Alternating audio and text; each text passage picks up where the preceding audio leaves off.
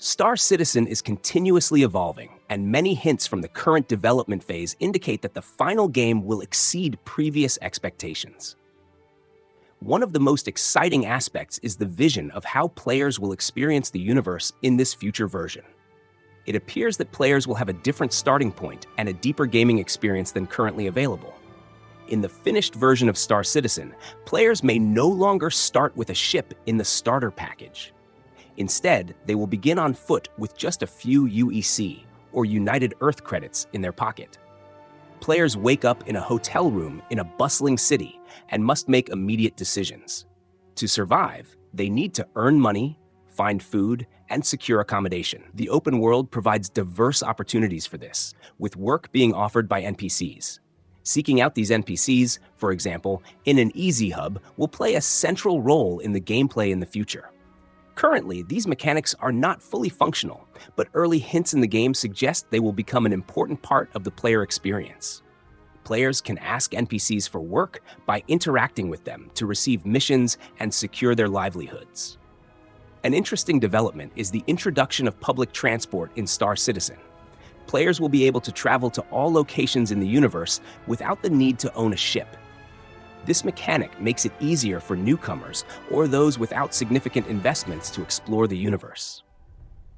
Additionally, players will be able to transport other travelers to their desired destinations using their own ships and vehicles, providing interesting opportunities for those looking to earn money through passenger transport.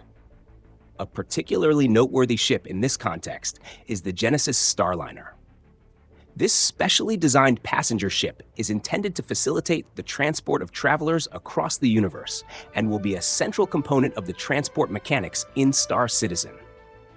The Genesis Starliner offers ample passenger space, comfortable cabins, and the infrastructure to safely and conveniently bring players to their destinations. There are indications that players will be able to not only transport NPCs, but also other players with the Genesis Starliner, further deepening the economic and social interactions within the world of Star Citizen. Another feature relevant to many players will be the ability to log out at various locations. An example of this can be found on Grim Hex, where mattresses lie on the floor in the habitat area. These mattresses suggest that players may be able to sleep or log out without money for a hotel room. This could imply that the player's avatar remains in the game after logging out, similar to games like Rust, where the character stays in the game and can be attacked or looted by other players. The infrastructure necessary to deepen the players' lives in Star Citizen is also continuously being developed. A significant part of this is the ability to build personal bases. With the introduction of ships like the Pioneer, players can establish their own bases, although they do not necessarily need to own a Pioneer themselves. Through the Mobiglass, they can send a beacon that players with a Pioneer can see, and for a fee, they can be hired to construct the base. However, to build bases, players must first acquire a piece of land. This is where the UEE land claim licenses come into play, allowing players to officially claim and build on land. There will be different types of licenses. The UEE license, which provides protection from the United Empire of Earth, or UEE, and a simpler license without protection.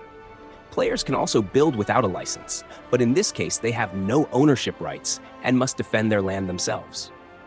These mechanics open up numerous opportunities for players who want to invest in Star Citizen long-term and build their own empires.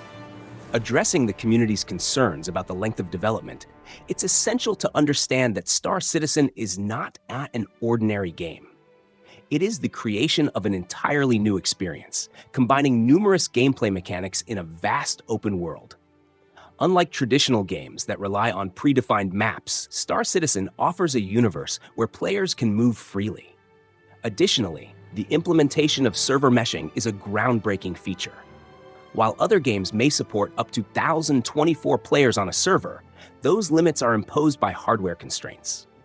As gameplay mechanics become more complicated and require player interaction, servers can become overloaded. Server meshing takes this a step further by connecting multiple servers into a single virtual environment, theoretically allowing for an unlimited number of players to interact seamlessly within the universe. Star Citizen is a game that requires time and dedication to truly master. Its depth and complexity mean that players can't expect to learn everything in a single day.